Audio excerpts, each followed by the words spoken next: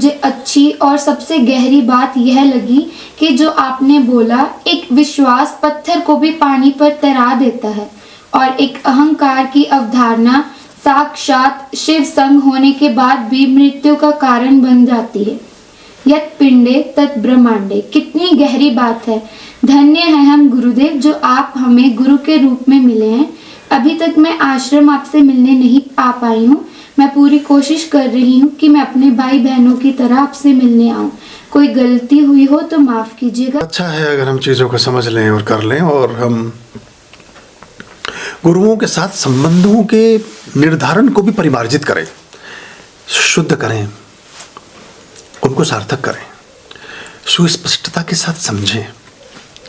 हम गुरु को किस लिए अपने साथ रखना चाहते हैं। गुरु को धारण करने के बाद आपके व्यक्तित्व में आमूलचूल परिवर्तन तब आता है जब आप बदलना चाहें। अगर आप एकदम ही ठीक हैं, देखिए गुरु तो प्रतिपल आपको चेंज करेगा, आपको ठीक करेगा। और अगर आप ठीक ही हैं तो आपको गुरु धारण नहीं करना चाहिए। मतलब ये कॉमन बात, मैंने एक बात की कभी कल परसों भी किसी से बात हो रही थी, एक संदर्भ आया था, तब मैंने उनसे यही कहा कि अगर आप गुरु को तो धारण कर लिया, वो कोई फैशनेबल चीज़ नहीं है, ये कोई ऐसा ब्रांड नहीं है कि आपने कोई पेन लगा लिया जेब में और वो आपकी शोभा तो बढ़ाता रहे और लिखने के टाइम पर वो काम ना करे। क्योंकि गुरु तो फिर कुछ और चीज़ है, वो कुछ और आपके लिए काम करता है। लेकिन वहाँ हम बदलना बिल्कुल भी खुद को नहीं चाहते, तो फिर गुरु का कोई मतलब आपके जीवन में है नहीं एक्चुअली। क्योंकि वो बदलाव जो आपके जीवन को अच्छा कर सकता होता, उसको आपने अस्वीकार कर दिया, उसको आपने अस्वीकृत कर दिया, उससे आप परे चले गए। तो फिर गुरु ने कहा कि बारिश है, छाता लेकर बाहर जाओ।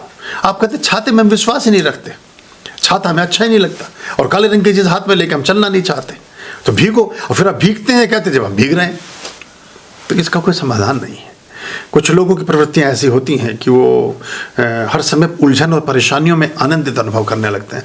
अगर बड़े लंबे समय तक तनाव, क्रोध, वैमनस्य, घृणा, ईर्ष्या, प्रतिशोध, किसी के प्रति अशिष्टता, किसी के प्रति नफरत, अगर ये लंबे समय तक जीवन संस्कार का हिस्सा बन जाएं तो इनमें भी सुख आने लगता है।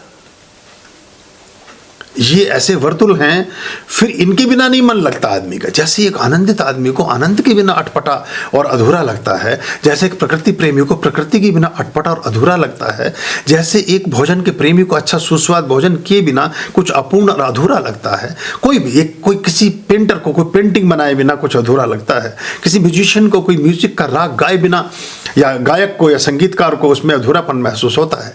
ऐसे एक मानसिक विकारों से युक्त व्यक्तित्व को जब तक वो थोड़ी देर के लिए वैमनस्यपूर्ण, कटुतापूर्ण, खराब माहौल को सृजित ना कर ले, कपटपूर्ण जीवन को ना जी ले, उससे संतुष्टि नहीं आती।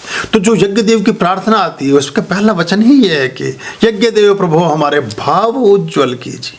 अब भाव को उज्ज्वल धोने की बात कर रहे हैं और छोड़ देवें छल कपट को, मानसिक बल दीजिए। बिना मानसिक बल के आप इस सबसे परे नहीं जा सकते। छल कपट बराबर रखना चाहते हैं, गुरु को एक शोपीस के रूप में भी अपने साथ रखना चाहते हैं ताकि उसे भी समाज में दिखा सकें, ऐसे बात ना चले। एक ही चीज़ रह पाएगी, या तो अंधकार या तो प्रकाश। या तो हाथ में जगा हुआ दिया तो अंधकार दूर होता जाएगा, या फिर अंधकार में ही बैठे हुए किसी शौक गीत को, मुकेश के पुराने जो दर्द भरे नगमे हैं उनको सुनते हुए अपना रात बढ़िया अपना बिस्तर, अपना तकिया जो है वो गीला करते हुए और लेटे रहो। वो फिर वो वाला एक ही काम होता है। दोनों काम कभी नहीं होते कि थोड़ी देर के लिए दिए में फूंक मार दी, थोड़ी देर के लिए अंधेरे का मजा ले लिया। एक ही का मजा लो तो अच्छा रहता है। आर्यं शरणं शुभमस्तु, संभव करणं हरमस्तु, देवं वर्णं कर्मस्तु, पापं चरणं परमस्तु, पापं धर्मं मर्मस्तु, तारं धर्मं धर्मस्तु, हृदयं बीजं धर्मस्तु, शोकं दुःखं हरमस्तु, शोकं दुःखं हरमस्तु। आर्यं शरणं शुभमस्तु, संभव करणं हरमस्तु, देवं वर्णं कर्मस्तु, पापं चरणं परमस्तु, पापं धर्मं मर्मस्तु, तारं धर्मं धर्मस्तु, हृदयं बीजं धर्मस्तु, शोकं दुःखं हरमस्तु शोकं दुःखं हरमस्तु पापं धर्मं हरमस्तु तारं कर्मं कर्मस्तु हृदयं बीजं धर्मस्तु शोकं दुःखं हरमस्तु शोकं दुःखं हरमस्तु शोकं दुःखं हरमस्तु